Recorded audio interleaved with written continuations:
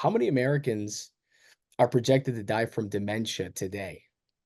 This is such a good point because if you look at the COVID pandemic, we're often told over 1 million people have died from the COVID pandemic.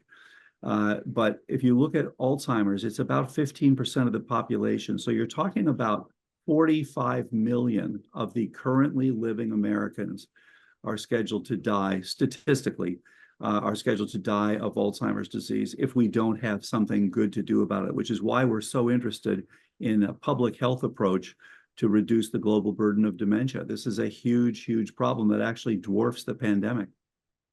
Yeah, yeah, absolutely. Yeah, it seems like it's becoming more and more prevalent every day. And what percentage of Alzheimer's disease patients are women, and why is that? Yeah, about 2/3 of people with Alzheimer's are women. So, as Maria Shriver has said, it is a woman-centric disease. Also, about 60% of all the caregivers for Alzheimer's patients are women. So it really has taken a toll on women more than men. Nobody knows exactly why that is. There are a couple of things, though. One thing is that as your hormones drop, you are at increased risk for cognitive decline.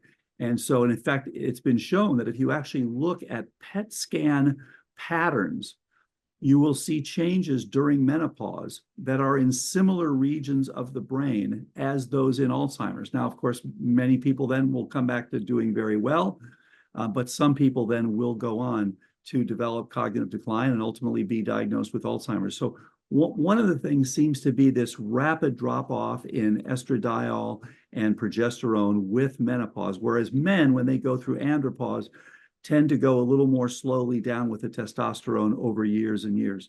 Second thing is that there's a chromosomal region on the X chromosome that has to do with essentially shutting off specific genes. So you've got, in men, you have one X and one Y, of course. So the X chromosome does its thing and the Y chromosome does its thing. With women, you've got two X chromosomes. So you actually have to silence, and this is the so-called lion hypothesis from many years ago, but you've got to silence genes on the X chromosome. And as you get a little older, that silencing becomes imperfect. And so it's been suggested that that may also have to do something to do with cognitive decline being more common in women than in men. Yeah, yeah, that's amazing. No, thank you for unpacking that. I mean, we definitely saw that with my aunt, passed away from early onset at 57. We definitely had seen a noticeable drop off through and after menopause. So that makes total sense. And we Um, hear this a lot. The other thing that comes up a lot is we hear that someone is doing well, and then as they enter menopause, they're starting to struggle, and often they'll be diagnosed with depression mm, or something else, and they'll end up ultimately, it will turn out to be Alzheimer's.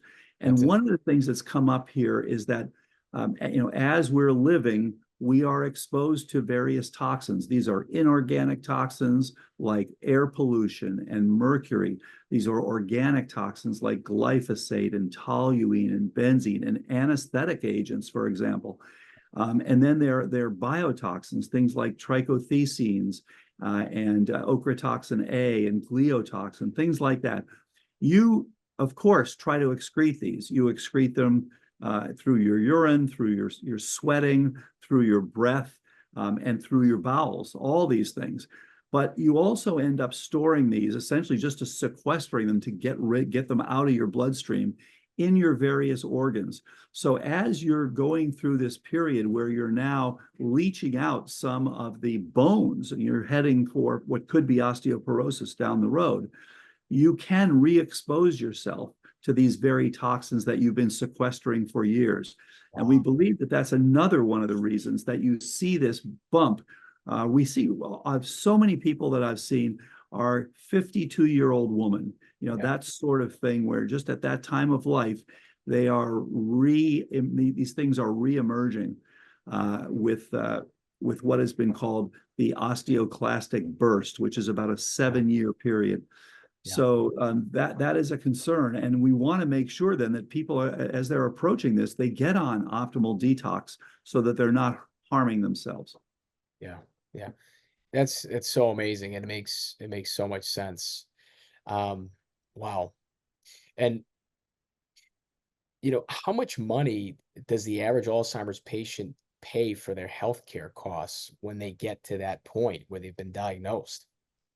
Yeah, that's a good point because it should be so much more reimbursed and so much better. But the way it is currently in the United States, the average person spends $350,000 during their lifetime before dying of Alzheimer's. And of course, that's going up with inflation, with increasing nursing home costs. And this is one of the reasons I've been so enthusiastic about assisted living facilities like Marama and Clear Mind Center that were initiated by Dr. Heather Sanderson.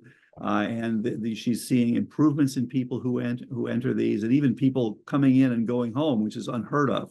So Absolutely. I look forward. I think that is the future, getting people prevented more, getting early, and then for those who actually unfortunately need assisted living, to get them optimal care so Yeah. that they can become independent once again.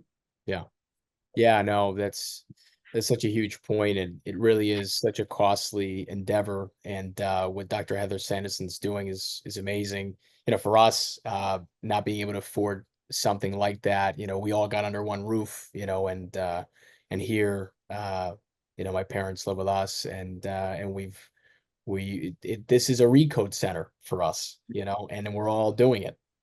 So, Well, you know absolutely, what? It's going to help everybody going forward. You yeah, can reduce your chances for the future. yeah, And I think part of what we've seen is that people who are networking, who are in support groups, who are working together, everyone's on the same page. They're helping each other. They're sharing information. They're sharing new things they've learned. That gives you the best outcomes. So I think it's great what you're doing, and I think it's going to be helping your father and your whole family. yeah, absolutely. And it's helped us, like you said. It's become a community synergistic effect, and it makes me think of the blue zones a little bit.